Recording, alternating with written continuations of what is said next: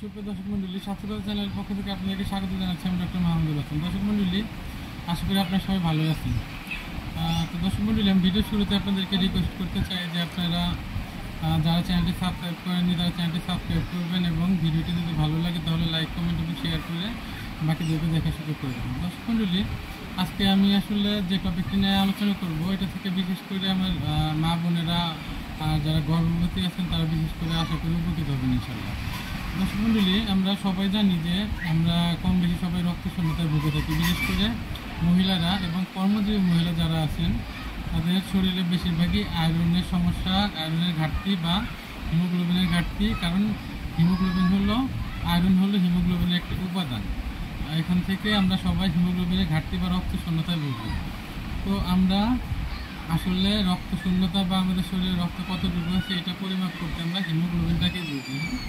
তো হিমোগ্লোবিনের ঘাটতিটা আমরা কীভাবে পূরণ করতে পারি? আমরা কিছু খাবার থেকে হিমোগ্লোবিনের ঘাটতিটা পূরণ করতে পারি। যেমন আমাদের যে কোনো শাকসবজি, প্রোটিন সমৃদ্ধ খাবার, মাছ, মাংস, গরু, মুরগি, খাসির কলিজা, সামুদ্রিক মাছ, পাশাপাশি কাঁচা কলা, পাকা কলা, এই খাবারগুলোতে প্রচুর পরিমাণে আয়রন থাকে।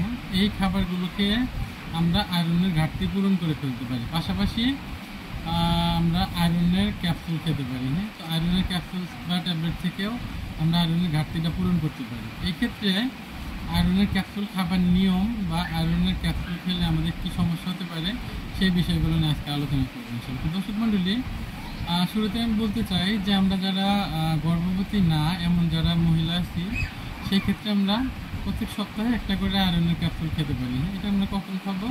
রাতে খাবো। রাতে খাওয়া দাওয়া করে খাবারের পরে খেয়ে ফেলবো। আর যারা আমরা গর্ভবতী আছি তারা গর্ভধারণের শুরু থেকে বাচ্চা জন্মদানের 3 মাস পর্যন্ত প্রত্যেক রাত্রে একটা করে আয়রনের ক্যাপসুল খেতে পারি। আর আয়রনের ক্যাপসুল খেলে আমাদের সবার না, বাট অনেকেরই একটা সমস্যা হতে পারে, যেটা আমাদের টয়লেট একটু কষা হতে পারে, পায়খানা একটু শক্ত হতে পারে। এই সমস্যার সমাধানের জন্য আমাদের কী করতে হবে যদি বলি? এই কষা সমস্যার সমাধান করার জন্য আমাদের প্রচুর পরিমাণে পানি খেতে হবে। দিনে কমপক্ষে 3 লিটার পানি খেতে হবে। আর প্রচুর পরিমাণে শাকসবজি খেতে হবে। এই শাকসবজি কী করবে?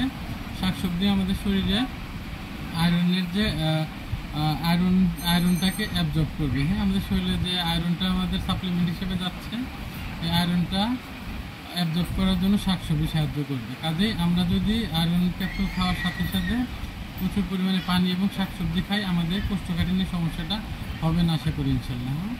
আর নিয়মিত আয়রন খাওয়ার ফলে আমাদের শারীরিক যে আয়রনের ঘাটতিটা পূরণ হয়ে যাবে।